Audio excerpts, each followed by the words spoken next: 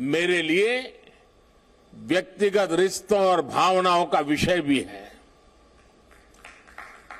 जब मैं राजनीतिक जीवन में नहीं था, एक सामाजिक कार्यकर्ता के रूप में, संगठन के कार्यकर्ता के रूप में काम करता था, तो मुझे अनेकों राज्यों में और उसमें भी हमारे जनजातीय समूह के बीच जाने का अवसर मिलता था। मैंने देश के कोने कोने में आदिवासी समाजों के साथ, आदिवासी परिवारों के साथ कितने ही सप्ताह बिताए हैं।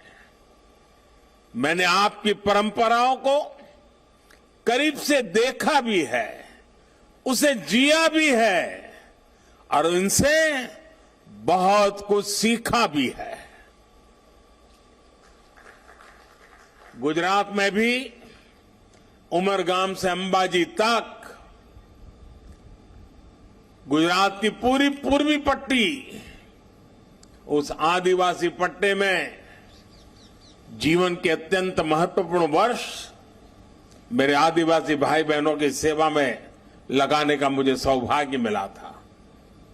आदिवासियों की जीवन शैली ने मुझे देश के बारे में, हमारी परंपराओं के बारे में, हमारी विरासत के बारे में बहुत कुछ सिखाया है। इसलिए जब मैं आपके बीच आता हूं तो एक अलग ही तरह का अपनत्व मुझे फील होता है। आपके बीच अपनों से जुड़ने का एहसास होता है।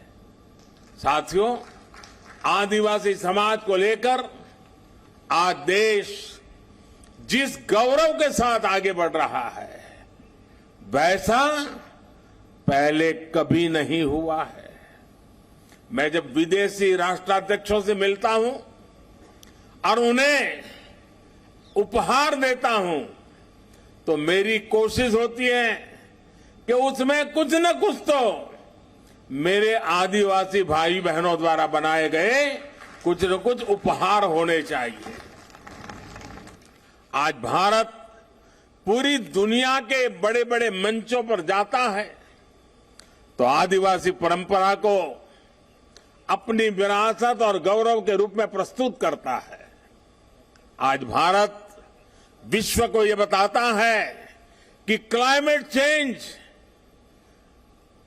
ग्लोबल वार्मिंग, ऐसे जो ग्लोबल चैलेंजेस है ना, अगर उसका समाधान आपको चाहिए, आइए मेरे आदिवासी परंपराओं की जीवन शैली देख लीजिए, आपको रास्ता मिल जाएगा।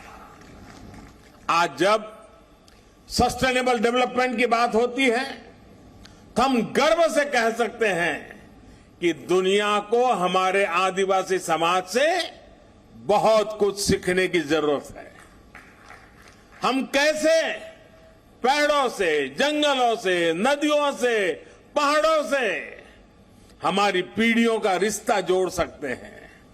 हम कैसे प्रकृति से संसाधन लेकर भी उसे संरक्षित करते हैं, उसका संवर्धन करते हैं। इसकी प्रेरणा हमारे आदिवासी भाई बहन हमें लगातार देते रहते हैं। और यही बात आज भारत पूरे विश्व को बता रहा है। साथियों, आज भारत के पारंपरिक और खासकर जनजातीय समाज द्वारा बनाए जाने वाले प्रोडक्ट्स की डिमांड लगातार बढ़ रही है। आज पूर्वोत्तर के प्रोडक्ट्स विदेशों तक में एक्सपोर्ट हो रहे हैं। आज बैम्बू से बने उत्पादों की लोकप्रियता में तेजी से वृद्धि हो रही है। आपको याद होगा, पहले की सरकार के समय बैम्बू को काटने और उसके इस्तेमाल पर कानूनी प्रतिबंध लगे हुए थे। हम बैम्बू को घास की कैटेगरी में ले आए और उस पर सारे जो प्रतिबंध लगे थे उसको हमने हटा दिया। इससे बैम्बू प्रोडक्ट्स अब एक बड़ी इंडस्ट्री का हिस्सा बन रहे हैं। ट्राइबल प्रोडक्ट्स ज्यादा से ज्यादा बाजार तक आए, इनकी पहचान बढ़े, इनकी डिमांड बढ़े, सरकार इस दिशा में लगातार काम कर रही है। वन धन मिशन का उदाहरण हमारे सामने है। देश के अलग अलग राज्यों में 3000 से ज्यादा वन धन विकास केंद्र स्थापित किए गए हैं। 2014 से पहले ऐसे बहुत कम लघु वन उत्पाद होते थे जो एमएसपी के दायरे में आते थे। अब ये संख्या बढ़कर 7 गुना हो गई है। अब ऐसे करीब 90 लघु वन उत्पाद है जिन पर सरकार मिनिमम सपोर्ट प्राइस एमएसपी दे रही है। 50,000 से ज्यादा वनधन स्वयं सहायता समूह के जरिए लाखों जनजातीय लोगों को इसका लाभ हो रहा है। देश में जो स्वयं सहायता समूहों का एक बड़ा नेटवर्क तैयार हो रहा है, उसका भी फायदा आदिवासी समाज को हुआ है। 80 लाख से ज्यादा स्वयं सहायता समूह, सेल्फ हेल्प ग्रुप्स इस समय अलग अलग राज्यों में काम कर रहे हैं। इन समूहों में 1.25 करोड़ से ज्यादा ट्राइबल मेंबर्स हैं, उसमें भी हमारी माताएं बहनें हैं। इसका भी बड़ा लाभ आदिवासी महिलाओं को मिल रहा है। भाइयों और बहनों, आज सरकार का जोर जनजातीय आर्ट्स को प्रमोट करने, जनजातीय युवाओं के स्किल को बढ़ाने पर भी है। इस बार के बजट में पारंपरिक कारीगरों के लिए पीएम विश्वकर्मा योजना शुरू करने की घोषणा भी की गई है। पीएम विश्वकर्मा के तहत आपको आर्थिक सहायता दी जाएगी, स्किल ट्रेनिंग दी जाएगी, अपने प्रोडक्ट की मार्केटिंग के लिए सपोर्ट किया जाएगा। इसका बहुत बड़ा लाभ हमारी युवा पीढ़ी को होने वाला है। और साथियों, ये प्रयास केवल कुछ एक क्षेत्रों तक सीमित नहीं है। हमारे देश में सैकड़ों आदिवासी समुदाय है। उनकी कितनी ही परंपराएं और हुनर ऐसे हैं जिनमें असीम संभावनाएं छिपी है।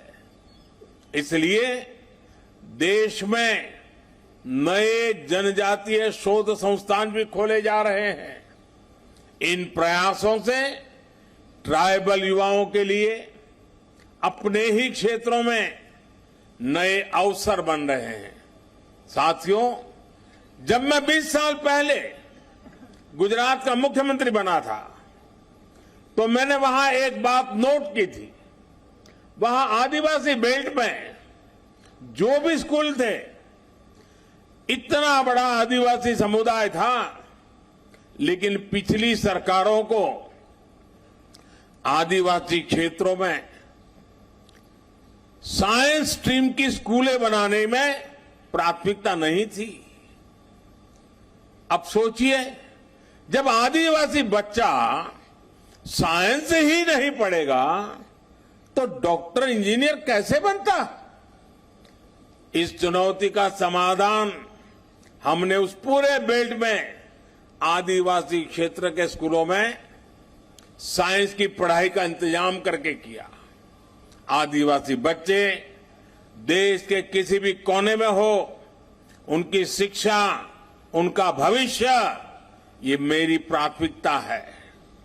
आज देश में एकलव्य मॉडल आदिवासी विद्यालयों की संख्या में 5 गुना की वृद्धि हुई है। 2004 से 2014 के बीच 10 वर्षों में केवल 90 एकलव्य आदिवासी स्कूल खुले थे, लेकिन 2014 से 2022 तक इन 8 वर्षों में 500 से ज्यादा एकलव्य स्कूल स्वीकृत हुए हैं।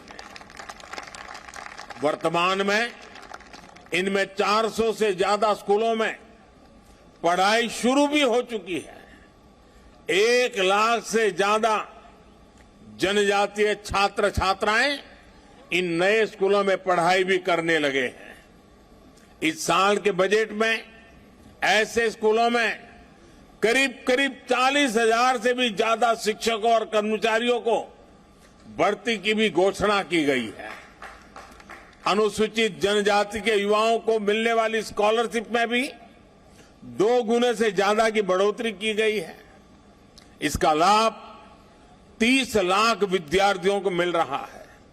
साथियों, आदिवासी युवाओं को भाषा की बाधा के कारण बहुत दिक्कत का सामना करना पड़ता था, लेकिन नई राष्ट्रीय शिक्षा नीति में मातृभाषा में पढ़ाई के विकल्प को भी खोल दिए गए हैं। अब हमारे आदिवासी बच्चे, आदिवासी युवा अपनी भाषा में पढ़ सकेंगे, आगे बढ़ सकेंगे। साथियों, देश जब आखिरी पायदान पर खड़े व्यक्ति को अपनी प्राथमिकता देता है तो प्रगति के रास्ते अपने आप खुल जाते हैं। हमारी सरकार वंचितों को वरीयता, यही मंत्र को लेकर देश विकास के लिए नए आयाम छू रहा है।